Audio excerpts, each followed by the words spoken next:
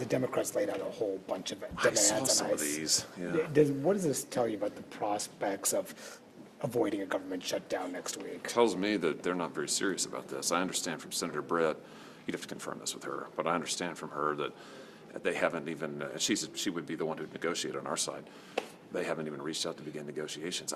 Listen, Manu, here's my view of this, is that what the Democrats want is they want to get rid of ICE. They can't do that because they don't have the votes for that. They want to defund it. They don't have the votes to do that. So what they want to do now is essentially tie ICE up and also CBP so they can't do any work. And I'm not, that's an attack on the badge. That's good for nobody except for criminals. And I am not going to help them do that. Just not going to help them do that. Is there anything in there that you could support? Is there a middle ground with the Democrats? Well, the middle ground is to pass the bipartisan bill that's already been negotiated. I mean, this bill that funds Homeland Security, we're talking about TSA, FEMA, Coast Guard.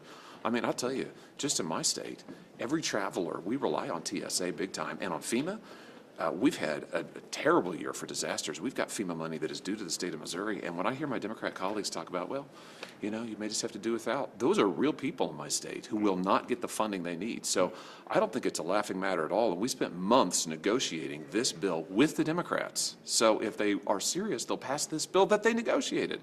But Manu, what I see is, you know, in reference to the list you mentioned, today it's like 10 or 15 new demands. That doesn't sound to me like people who really want to negotiate.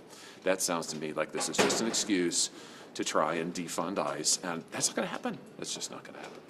Senator, Yeah. also, you were pretty adamant about releasing the Epstein files. Yes.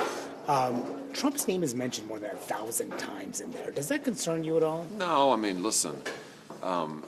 First of all, the files are voluminous, and they're more. I'm told, I think, and those should come out too. I mean, they should all come out. As to the president, you know, there's been no allegations of wrongdoing as to him or any insinuations of it. But this is why transparency. I mean, the president signed this bill that requires the release, and he was right to do so. He's got nothing to hide. But other people. He fought it though for months. Well, listen, he signed it, and it wouldn't be happening if he hadn't signed it on it, because DOJ had been sitting on it for years. Or the veto would have been overridden, perhaps. But, well, yeah. I mean, listen, I mean, he's in support of it. The files are coming out. We need all of them to come out, though. And I just think for all of the folks out there who have tried to block this for years, I mean, I think we're now beginning to get a sense of why. But I'm in favor of total transparency on this. But do you think that Trump should explain some of these allegations that are listed in there? I mean, some of them are really, really serious, unverified, but serious allegations involving the president. Listen, there's been no allegations that I'm aware of, Mono, of wrongdoing on his part.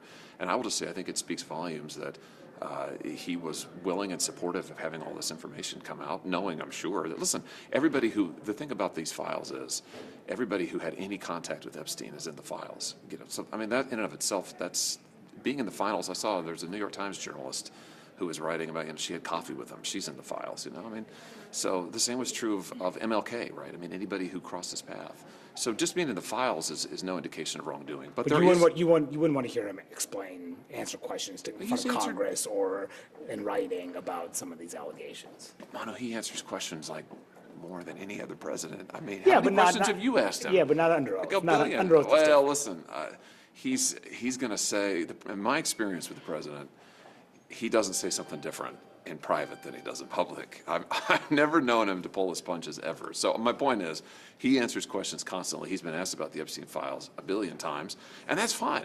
That's fine. And I'm all for the transparency. And to get back to your main question, you know, should the files be released? Yes. Should all of the files come out? Yes, absolutely. So you're not satisfied with the amount of files that have come out? Well, I think there's more. I think, correct me if I'm wrong, I think there are more out there yet. I thought DOJ said that there's another batch at least out there. Yeah, but they're signaling that perhaps that might have been the last dump, and they're not going to prosecute some of these. Does that concern you? Does that concern you? You know, on the prosecution thing, I would just say this. I mean, I'm not in a position to evaluate what they have in terms of evidence of prosecution to go forward with cases against people. I'm in favor, if they can make a case, they should do it. I mean, I'm all in favor of pushing as hard as they can to prosecute as many people as they can. Now, listen, I've been a prosecutor.